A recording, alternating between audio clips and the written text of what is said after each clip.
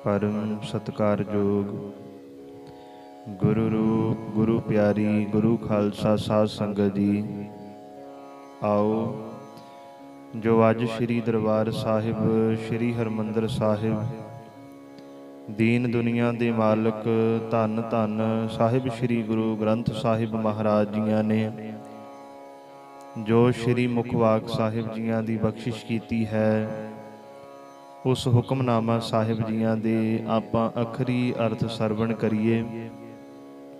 विचार दी आरंभता तो पहला धन श्री गुरु ग्रंथ साहिब महाराज जियां दे चरणां विच हाजरी लवाउंदे होए धन गुरु गोबिंद सिंह महाराज जियां वल्लों बख्शिश कीती होई फतेह बुलाइए।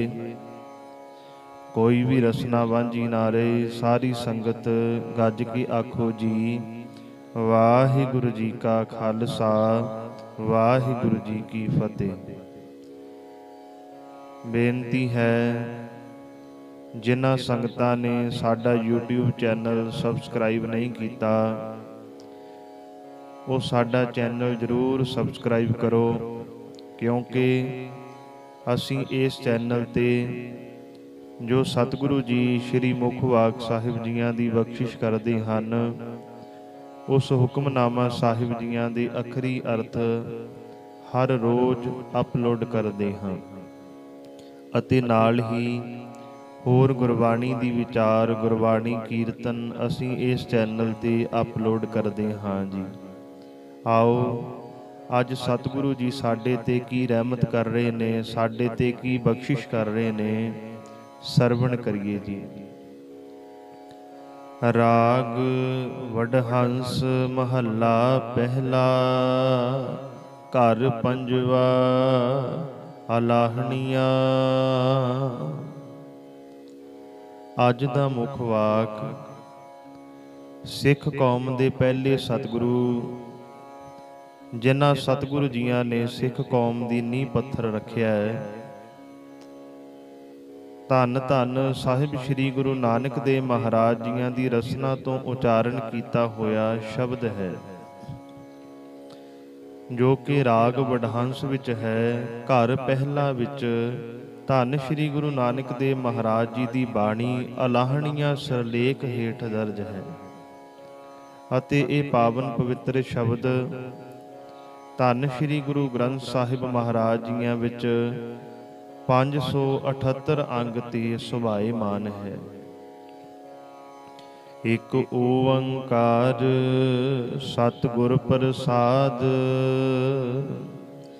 एक ओंकार ओ अकाल पुरख वाहिगुरु जी एक है। सतगुर प्रसाद पूरे सतगुरु जियां दी रहमत सदका ओ अकाल पुरख वाहिगुरु जी दी प्राप्ति हुंदी है, परमात्मा वाहिगुरु मिलदा है। धन सरंदा सच्चा पातशाहो, जिन जग धंधे लाया। धन सरंदा सच्चा पातशाहो, जिन जग धंधे लाया। धन तो भाव है वड्याण जोग, सरंदा तो भाव है पैदा करन वाला सिरजनहार। धंधे तो भाव है माया दे आहार विच।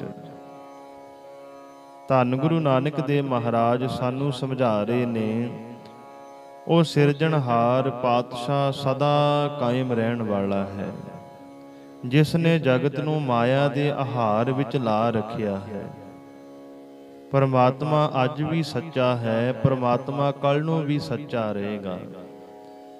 पर जो भी आपां इन्हां अखां दे नाल चीज़ां देख रहे हाँ, ये अज सानू दिख रहीआं, शायद कल नू ना दिखण, कल नू ये झूठ हो जाण। सतगुरु जी दी बाणी दा फैसला है, ना देव दानवा नरा, ना सिद्ध साधिका धरा। अस्त एक दिगर कोई, तूई एक तूई एक तूई। ਇਹ ਧਰਤੀ ਤੇ ਦੇਵਤੇ ਆਏ, ਦੇਵਤਿਆਂ ਦੇ ਵਿਰੋਧ ਵਿੱਚ ਦੈਂਤ ਆਏ, ਪਰ ਸਮਾਂ ਪੈਣ ਦੇ ਨਾਲ ਨਾਲ ਧਰਤੀ ਤੋਂ ਦੇਵਤੇ ਵੀ ਚਲੇ ਗਏ ਤੇ ਵਿਰੋਧ ਕਰਨ ਵਾਲੇ ਦੈਂਤ ਵੀ ਚਲੇ ਗਏ। महाराज ये धरती ते कोई सदा नहीं रहेगा। फिर सतगुरु जी कहते एक तू ही, एक तू ही। वो अकाल पुरख वाहिगुरु जी सदा ही धरती ते रहणगे। नहीं तो जो उपजो सो बिनस है, परो आज के काल। ਜਿਹੜੀ भी चीज़ परमात्मा ने पैदा की है, वो चीज़ ने एक ना एक दिन खत्म जरूर होना है। वो चाहे अज हो जाए, चाहे 10 दिन बाद हो जाए, चाहे 10 साल बाद हो जाए, चाहे 100 साल बाद हो जाए। ਜਿਹੜੀ भी चीज़ है, वो चीज़ ने एक ना एक दिन जरूर बिनसना है, खत्म होना है। ताही महाराज कहते धन सरंदा सच्चा पातशाह हो। ਉਹ ਸਿਰਜਣਹਾਰ ਪਾਤਸ਼ਾਹ ਸਦਾ ਹੀ ਕਾਇਮ ਰਹਿਣ ਵਾਲਾ ਹੈ। ਉਹਦੀ ਹਸਤੀ ਨੂੰ ਕੋਈ ਮਿਟਾ ਨਹੀਂ ਸਕਦਾ। ਜਿਨ ਜਗ ਧੰਦੇ ਲਾਇਆ। ਜਿਸ ਪਰਮਾਤਮਾ ਨੇ ਪੂਰੇ ਸੰਸਾਰ ਨੂੰ ਮਾਇਆ ਦੇ ਆਹਾਰ ਵਿੱਚ ਲਾ ਰੱਖਿਆ ਹੈ। ਮੋਹਲਤ ਪੁੰਨੀ ਪਾਈ ਭਰੀ, ਜਾਨੀੜਾ ਘਤ ਚਲਾਇਆ। मोहलत तो भाव है माया मिलिया समा। पुन्नी तो भाव है पूरी हो गई। जानी अड़ा प्यारा साथी जीवन आत्मा। सतगुरु जी कह रहे हैं मोहलत पुन्नी पाई भरी, जानी अड़ा घत चलाया। जदों जीव नूं मिलिया समा मुक जाता है ਤੇ ਜਦੋਂ ਇਸ ਦੀ ਉਮਰ ਦੀ ਪਿਆਲੀ ਭਰ ਜਾਂਦੀ ਹੈ ਤਾਂ ਸਰੀਰ ਦੇ ਪਿਆਰੇ ਸਾਥੀ ਨੂੰ ਫੜ ਕੇ ਅੱਗੇ ਲਾ ਲਿਆ ਜਾਂਦਾ ਹੈ। ਮਹਾਰਾਜ ਕਹਿੰਦੇ ਜਿੰਨਾ ਸਮਾਂ ਇਹ ਸਰੀਰ ਨੂੰ ਮਿਲਿਆ ਹੁੰਦਾ ਹੈ, ਜਿੰਨੇ ਸਵਾਸ ਇਹ ਸਰੀਰ ਵਿੱਚ ਉਹ ਅਕਾਲ ਪੁਰਖ ਵਾਹਿਗੁਰੂ ਜੀ ਨੇ ਪਾਏ ਹੁੰਦੇ ਹੈ, ਜਦੋਂ ਉਹ ਸਵਾਸਾਂ ਦਾ ਘੜਾ ਪੂਰਾ ਭਰ ਜਾਂਦਾ ਹੈ ਤਾਂ ਸਰੀਰ ਦੇ ਪਿਆਰੇ ਸਾਥੀ ਨੂੰ ਭਾਵ ਜੀਵ ਆਤਮਾ ਨੂੰ ਫੜ ਕੇ ਅੱਗੇ ਲਾ ਲਿਆ ਜਾਂਦਾ ਹੈ। ਜਾਨੀ ਘਤ ਚਲਾਇਆ, ਲਿਖਿਆ ਆਇਆ, ਰੁੰਨੇ ਵੀਰ ਸਬਾਏ। ਜਾਨੀ ਘਤ ਚਲਾਇਆ, ਲਿਖਿਆ ਆਇਆ। ਉਮਰ ਦਾ ਸਮਾਂ ਮੁੱਕਣ ਤੇ ਜਦੋਂ ਪਰਮਾਤਮਾ ਦਾ ਲਿਖਿਆ ਹੁਕਮ ਆਉਂਦਾ ਹੈ, ਪਰਮਾਤਮਾ ਵਾਹਿਗੁਰੂ ਜੀ ਆਪਣਾ ਹੁਕਮ ਭੇਜ ਦਿੰਦੇ ਹਨ ਤਾਂ ਸਾਰੇ ਸੱਜਣ ਸੰਬੰਧੀ ਰੋਂਦੇ ਹਨ। ਕੋਈ ਵੀ ਇਹਨੂੰ ਜਾਣ ਤੋਂ ਬਚਾ ਨਹੀਂ ਸਕਦਾ। ਜਦੋਂ ਵੀ ਅਕਾਲ ਪੁਰਖ ਵਾਹਿਗੁਰੂ ਜੀ ਦਾ ਹੁਕਮ ਆ ਗਿਆ, ਪਰਮਾਤਮਾ ਵਾਹਿਗੁਰੂ ਜੀ ਦਾ ਹੁਕਮ ਇਹ ਨਹੀਂ ਵੀ ਬੁਢੇਪੇ ਵਿੱਚ ਹੀ ਆਏਗਾ। ਕੋਈ ਪਤਾ ਨਹੀਂ, ਕਈ ਵਾਰ ਜਨਮ ਦੇਣ ਵਾਲੇ ਮਾਪੇ ਬੈਠੇ ਹੁੰਦੇ ਐ ਤੇ ਪੁੱਤਰਾਂ ਧੀਆਂ ਦੀ ਪਹਿਲਾਂ ਹੀ ਵਾਰੀ ਆ ਜਾਂਦੀ ਹੈ। ਗੱਲ ਹੈ ਉਹਦੇ ਹੁਕਮ ਦੀ। ਜੀਵ ਨੂੰ ਭੇਜਦਾ ਵੀ ਪਰਮਾਤਮਾ ਵਾਹਿਗੁਰੂ ਜੀ ਸੰਸਾਰ ਵਿੱਚ ਹੈ ਤੇ ਜਦੋਂ ਉਹਦਾ ਹੁਕਮ ਆ ਜਾਂਦਾ ਤਾਂ ਇਹਨੂੰ ਜਾਣਾ ਵੀ ਉਹਦੇ ਹੁਕਮ ਵਿੱਚ ਹੀ ਪੈਂਦਾ। ਪਰਮਾਤਮਾ ਦੇ ਹੁਕਮ ਤੋਂ ਬਿਨਾਂ ਇੱਕ ਦਿਨ ਵੀ ਇਹ ਸੰਸਾਰ ਅੰਦਰ ਰਹਿ ਨਹੀਂ ਸਕਦਾ। ਜਾਨੀ ਘਤ ਚਲਾਇਆ। ਪਰਮਾਤਮਾ ਮਹਾਰਾਜ ਕਹਿੰਦੇ ਜਦੋਂ ਇਹਨੂੰ ਹੁਕਮ ਭੇਜਦਾ ਹੈ ਤਾਂ ਇਹ ਜਾਨੀ ਨੂੰ ਇੱਥੋਂ ਜਾਣਾ ਹੀ ਪੈਂਦਾ। ਤਾਂ ਸਾਰੇ ਸੱਜਣ ਸੰਬੰਧੀ ਰੋਂਦੇ ਹਨ। ਕਾਇਆ ਹੰਸ ਥੀਆ ਵਿਛੋੜਾ, ਜਾਂ ਦਿਨ ਪੁੰਨੇ ਮੇਰੀ ਮਾਏ। ਹੇ ਮੇਰੀ ਮਾਂ, ਜਦੋਂ ਉਮਰ ਦੇ ਦਿਨ ਪੂਰੇ ਹੋ ਜਾਂਦੇ ਹਨ ਤਾਂ ਸਰੀਰ ਦੇ ਜੀਵ ਆਤਮਾ ਦਾ ਸਦਾ ਲਈ ਵਿਛੋੜਾ ਹੋ ਜਾਂਦਾ ਹੈ। ਕਾਇਆ ਹੰਸ ਥੀਆ ਵਿਛੋੜਾ। ਕਾਇਆ ਤੋਂ ਭਾਵ ਹੈ ਸਰੀਰ, ਹੰਸ ਤੋਂ ਭਾਵ ਹੈ ਜੀਵ ਆਤਮਾ। ਇਹ ਦੋਨਾਂ ਦਾ ਵਿਛੋੜਾ ਹੋ ਜਾਂਦਾ ਹੈ। ਜਾਂ ਦਿਨ ਪੁੰਨੇ ਮੇਰੀ ਮਾਏ। ਪੁੰਨੇ ਤੋਂ ਭਾਵ ਹੈ ਜਦੋਂ ਦਿਨ ਮੁੱਕ ਜਾਂਦੇ ਹਨ, ਇਹਦੇ ਦਿਨ ਪੂਰੇ ਹੋ ਜਾਂਦੇ ਹਨ। ਜਿੰਨਾ ਚਿਰ ਇਹਨੇ ਸੰਸਾਰ ਤੇ ਰਹਿਣਾ, ਉਹ ਦਿਨ ਜਦੋਂ ਪੂਰੇ ਹੋ ਗਏ ਤਾਂ ਸਰੀਰ ਤੇ ਜੀਵ ਆਤਮਾ ਦਾ ਸਦਾ ਲਈ ਵਿਛੋੜਾ ਪੈ ਜਾਂਦਾ। ਭਗਤ ਫਰੀਦ ਸਾਹਿਬ ਜੀ ਨੇ ਆਪਣੀ ਬਾਣੀ ਵਿੱਚ ਇਉਂ ਵੀ ਆਖਿਆ, ਫਰੀਦਾ ਖਿੰਥਾਂ ਮੇਖਾਂ ਅਗਲੀਆਂ, ਜਿੰਦ ਨਾ ਕਾਈ ਮੇਗ। ਸਰੀਰ ਦਾ ਕੱਪੜਾ ਫਟ ਜਾਏ, ਉਹਨੂੰ ਅਸੀਂ ਧਾਗੇ ਤੇ ਸੂਈ ਦੇ ਨਾਲ ਸਿਉਂ ਸਕਦੇ ਹਾਂ। ਪਰ ਜਦੋਂ ਸਰੀਰ ਤੇ ਆਤਮਾ ਆਪਸ ਵਿੱਚ ਦਿੜ ਜਾਣ, ਫਟ ਜਾਣ, ਵੱਖ ਹੋ ਜਾਣ, ਤਾਂ ਅੱਜ ਤੱਕ ਕੋਈ ਵੀ ਇਹੋ ਜਿਹਾ ਸੂਈ ਧਾਗਾ ਨਹੀਂ ਬਣਿਆ ਜਿਹੜੇ ਸੂਈ ਧਾਗੇ ਦੇ ਨਾਲ ਜੀਵ ਆਤਮਾ ਅਤੇ ਸਰੀਰ ਦਾ ਕੋਈ ਟਾਂਕਾ ਲਾ ਸਕੇ, ਭਾਵ ਇਹਨੂੰ ਜੋੜ ਸਕੇ।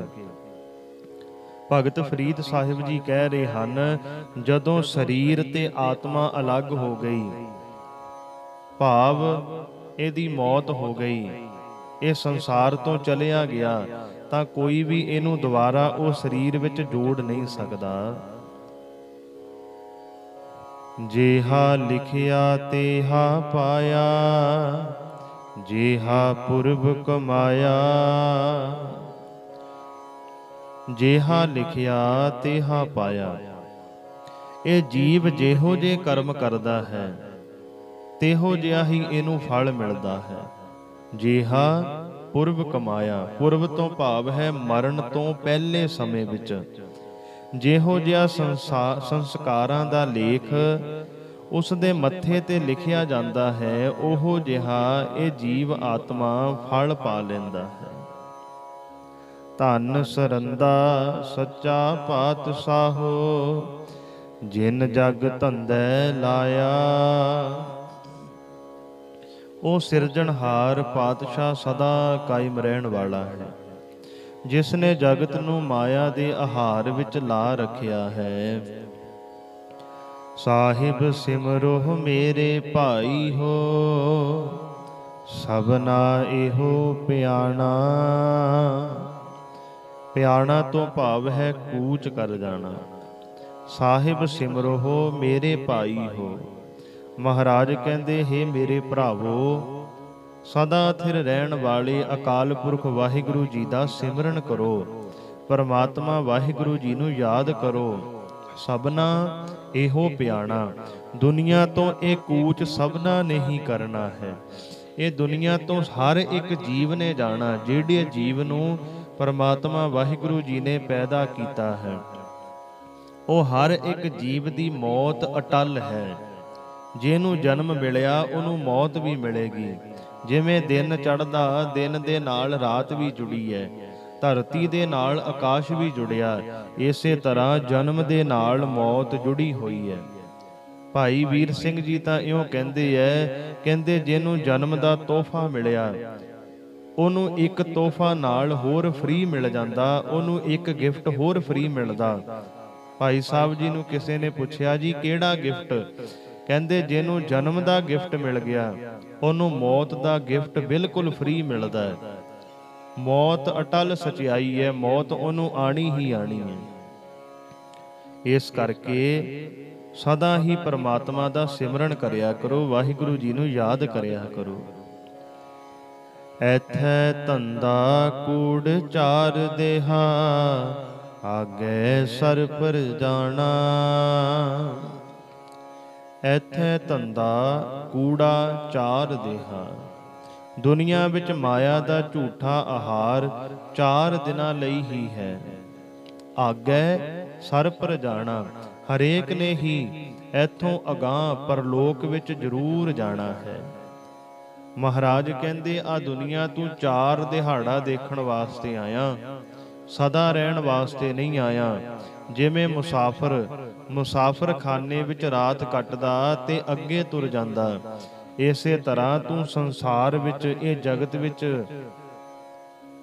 ਰਾਤ ਕੱਟਣ ਵਾਸਤੇ ਹੀ ਆਇਆ ਹੈ। ਅੱਗੇ ਸਰ ਪਰ ਜਾਣਾ। ਇੱਥੋਂ ਤੂੰ ਅੱਗੇ ਪਰਲੋਕ ਵਿੱਚ ਜਾਣਾ।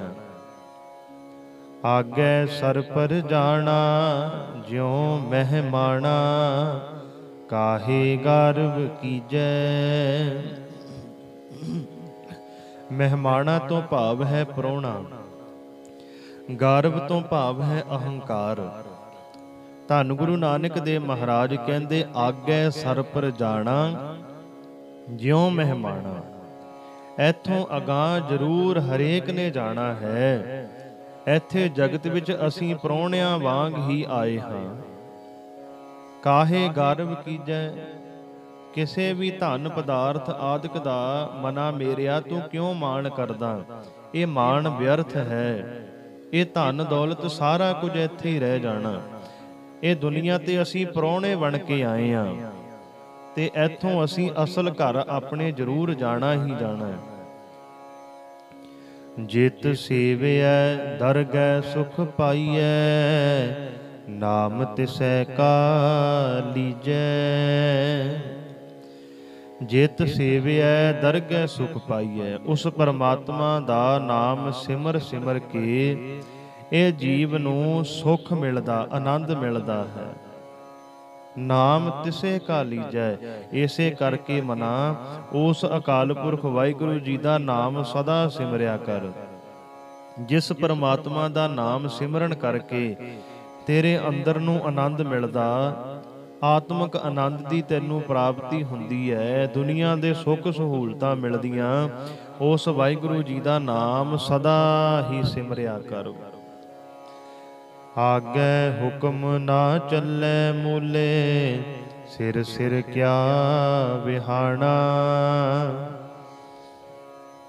ਆਗੇ ਹੁਕਮ ਨਾ ਚੱਲੇ ਮੂਲੇ, ਮੂਲੇ ਤੋਂ ਭਾਵ ਹੈ ਬਿਲਕੁਲ, ਪਰ ਲੋਕ ਵਿੱਚ ਕਿਸੇ ਦਾ ਵੀ ਹੁਕਮ ਨਹੀਂ ਚੱਲ ਸਕਦਾ। ਸਿਰ ਸਿਰ ਕਿਆ ਵਿਹਾਣਾ, ਉੱਥੇ ਤਾਂ ਹਰੇਕ ਦੇ ਸਿਰ ਉੱਤੇ ਆਪੋ ਆਪਣੇ ਕੀਤੇ ਅਨੁਸਾਰ ਬੀਤਦੀ ਹੈ। ਜਿਹੋ ਜਿਹਾ ਜੀਵ ਇਹ ਸੰਸਾਰ ਅੰਦਰ ਕਰਮ ਕਰਦਾ, ਉਹ ਕਰਮਾਂ ਦੇ ਹਿਸਾਬ ਨਾਲ ਹੀ ਪਰਲੋਕ ਵਿੱਚ ਇਹ ਜੀਵ ਨੂੰ ਸਜ਼ਾ ਮਿਲਦੀ ਹੈ। ਉੱਥੇ ਮਹਾਰਾਜ ਕਹਿੰਦੇ ਕਿਸੇ ਦੀ ਸਿਫਾਰਿਸ਼ ਨਹੀਂ ਚੱਲਣੀ, ਕਿਸੇ ਦਾ ਵੀ ਹੁਕਮ ਨਹੀਂ ਚੱਲਣਾ। ਇਹ ਸੰਸਾਰ ਅੰਦਰ ਤੂੰ ਪੈਸੇ ਦੇ ਕੇ ਕਿਸੇ ਨੂੰ ਖਰੀਦ ਸਕਦਾ ਹੈ, ਪਰ ਉਹ ਪਰਮਾਤਮਾ ਪੈਸੇ ਨਾਲ ਖਰੀਦਿਆ ਨਹੀਂ ਜਾਂਦਾ। ਉਹ ਵਾਹਿਗੁਰੂ ਜੀ ਨੇ ਤਾਂ ਤੇਰੇ ਕੀਤੇ ਕਰਮਾਂ ਅਨੁਸਾਰ ਤੈਨੂੰ ਸਜ਼ਾ ਦੇ ਦੇਣੀ ਹੈ। ਸਾਹਿਬ ਸਿਮਰੋ ਮੇਰੇ ਭਾਈ ਹੋ, ਸਭਨਾ ਇਹੋ ਪਿਆਣਾ। ਹੇ ਮੇਰੇ ਭਰਾਵੋ, ਸਦਾ ਥਿਰ ਮਾਲਕ ਪ੍ਰਭੂ ਦਾ ਸਿਮਰਨ ਕਰੋ, ਕਿਉਂਕਿ ਦੁਨੀਆ ਤੋਂ ਹਰ ਇੱਕ ਨੇ ਕੂਚ ਕਰ ਜਾਣਾ। ਦੁਨੀਆ ਜਿਹੜੀ ਵੀ ਹੈ, ਜਿਹੜੇ ਵੀ ਜੀਵ ਨੇ ਜਨਮ ਲਿਆ, ਉਹਦੀ ਮੌਤ ਅਟਲ ਹੈ। ਜੋ ਤਿਸ ਭਾਵੈ ਸਮਰਥ ਸੋ ਥੀਐ, ਹੀਲੜਾ ਇਹੋ ਸੰਸਾਰੋ।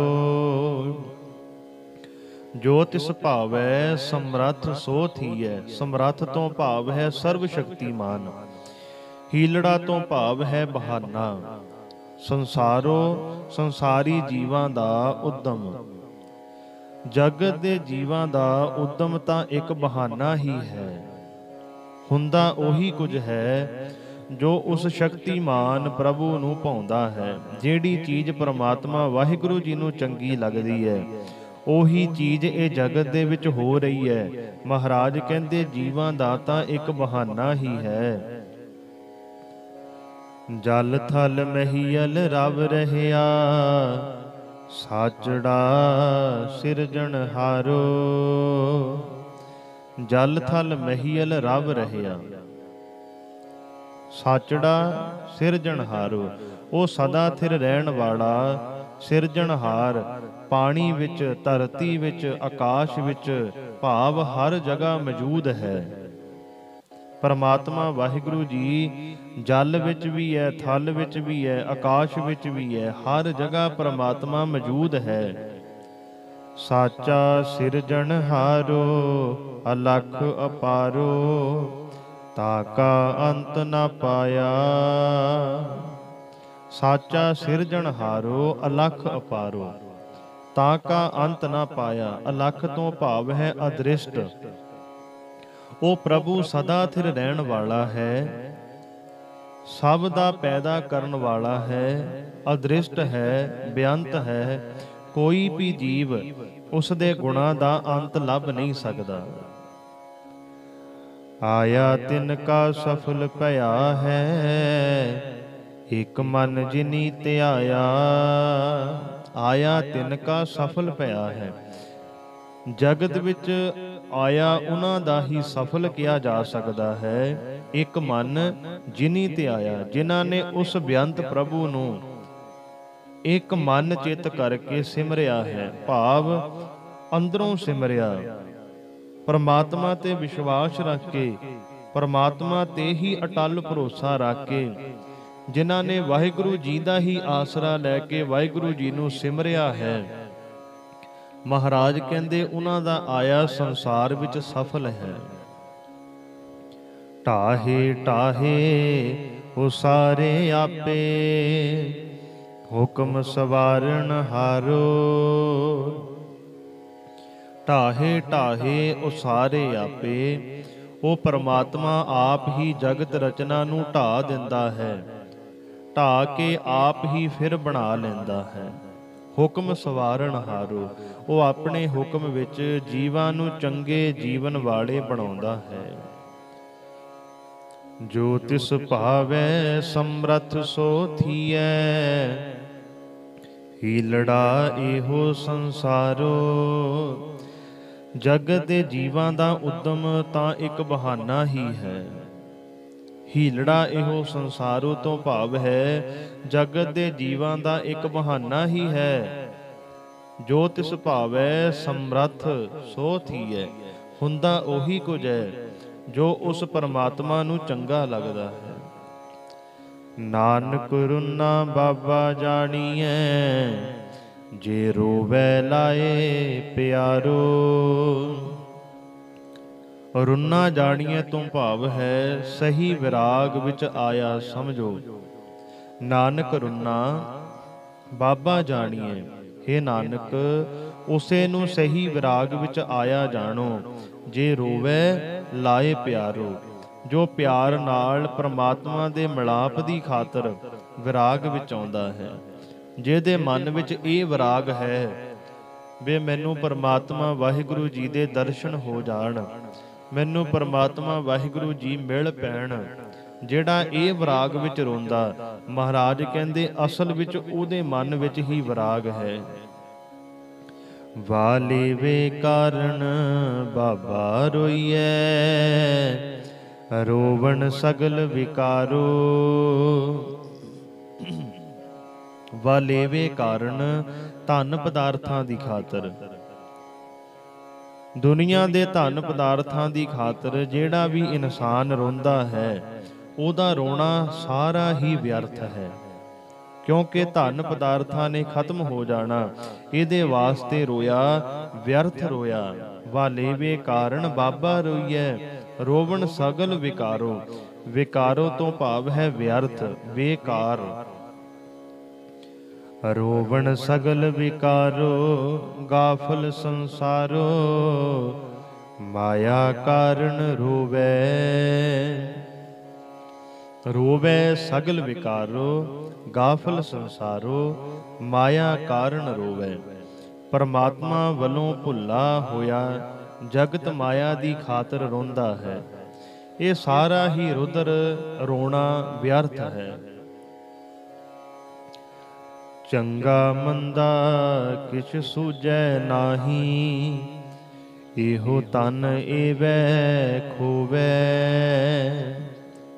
ਚੰਗਾ ਮੰਦਾ ਕਿਛ ਸੂਝੈ ਨਾਹੀ, ਮਨੁੱਖ ਨੂੰ ਚੰਗੇ ਮੰਦੇ ਕੰਮ ਦੀ ਪਛਾਣ ਨਹੀਂ ਆਉਂਦੀ।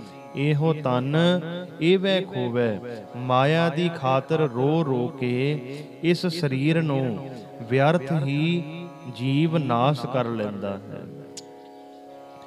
ਇੱਥੇ ਆਇਆ ਸਭ ਕੋ ਜਾਸੀ, ਕੂੜ ਕਰਹੁ ਅਹੰਕਾਰੋ। ਇੱਥੇ ਆਇਆ ਸਭ ਕੋ ਜਾਸੀ, ਜੋ ਜਗਤ ਵਿੱਚ ਜਨਮ ਲੈ ਕੇ ਆਇਆ ਹੈ, ਆਪਣਾ ਸਮਾਂ ਮੁਕਾ ਕੇ ਇਹ ਸੰਸਾਰ ਤੋਂ ਚਲਿਆ ਜਾਂਦਾ ਹੈ। ਕੂੜ ਕਰਹੁ ਅਹੰਕਾਰੋ, ਕੂੜ ਤੋਂ ਭਾਵ ਹੈ ਨਾਸਵੰਤ, ਜਗਤ ਦੀ ਖਾਤਰ। ਨਾਸਵੰਤ ਜਗਤ ਦੇ ਮੋਹ ਵਿੱਚ ਫਸ ਕੇ ਇਹ ਜੀਵ ਵਿਅਰਥ ਦਾ ਹੀ ਹੰਕਾਰ ਕਰਦਾ ਹੈ, ਮਾਣ ਕਰਦਾ ਹੈ। ਨਾਨਕ ਰੁਨਾ ਬਾਬਾ ਜਾਣੀਐ, ਜੇ ਰੋਵੈ ਲਾਏ ਪਿਆਰੋ। ਧੰਨ ਗੁਰੂ ਨਾਨਕ ਦੇਵ ਮਹਾਰਾਜ ਜੀ ਕਹਿ ਰਹੇ ਹਨ, ਉਸੇ ਨੂੰ ਸਹੀ ਵਿਰਾਗ ਵਾਲਾ ਸਮਝੋ। ਉਹਦੇ ਅੰਦਰ ਹੀ ਵਿਰਾਗ ਫੁੱਟਿਆ ਹੋਇਆ ਸਮਝੋ, ਜੋ ਪਿਆਰ ਨਾਲ ਪਰਮਾਤਮਾ ਦੇ ਮਿਲਾਪ ਦੀ ਖਾਤਰ ਵਿਰਾਗ ਵਿੱਚ ਆਉਂਦਾ ਹੈ। ਪਰਮਾਤਮਾ ਦੇ ਵਿਰਾਗ ਵਿੱਚ ਜਿਹੜਾ ਰੋਂਦਾ ਹੈ ਵੀ ਮੈਨੂੰ ਵਾਹਿਗੁਰੂ ਜੀ ਦੇ ਦਰਸ਼ਨ ਹੋ ਜਾਣ, ਸਤਿਗੁਰੂ ਜੀ ਕਹਿੰਦੇ ਅਸਲ ਵਿੱਚ ਉਹ ਵਿਰਾਗੀ ਹੈ, ਉਹਦੇ ਮਨ ਵਿੱਚ ਵਿਰਾਗ ਹੈ। ਸੋ ਗੁਰਮੁਖੋ, ਇਹ ਸਨ ਜੋ ਸਤਿਗੁਰੂ ਜੀਆਂ ਨੇ ਅੱਜ ਸ੍ਰੀ ਮੁਖ ਵਾਕ ਸਾਹਿਬ ਜੀਆਂ ਦੀ ਬਖਸ਼ਿਸ਼ ਕੀਤੀ। ਉਸ ਹੁਕਮਨਾਮਾ ਸਾਹਿਬ ਜੀਆਂ ਦੇ ਅਖਰੀ ਅਰਥ ਜੋ ਆਪਾਂ ਸਰਵਣ ਕੀਤੇ ਹਨ ਜੀ। ਬਾਣੀ ਦੀ ਵਿਚਾਰ ਕਰਦੇ ਸਮੇਂ ਇੱਕ ਨਹੀਂ ਬੇਅੰਤ ਭੁੱਲਾਂ ਹੋ ਗਈਆਂ, ਅਣਜਾਣ ਬੱਚੇ ਸਮਝ ਕੇ ਮਾਫ ਕਰਿਓ। ਭੁੱਲਾਂ ਸਾਡੀ ਝੋਲੀ ਵਿੱਚ ਪਾ ਦਿਓ ਜੀ। ਉਪਦੇਸ਼ ਸਤਿਗੁਰੂ ਜੀ ਦਾ ਜਾਣ ਕੇ ਹਿਰਦਿਆਂ ਦੇ ਅੰਦਰ ਵਸਾ ਲਿਓ। ਗੁਰੂ ਵਾਲੇ ਬਣੋ, ਅੰਮ੍ਰਿਤ ਛਕੋ, ਬੁਲਾਓ ਫਤਿਹ। ਵਾਹਿਗੁਰੂ ਜੀ ਕਾ ਖਾਲਸਾ, ਵਾਹਿਗੁਰੂ ਜੀ ਕੀ ਫਤਿਹ।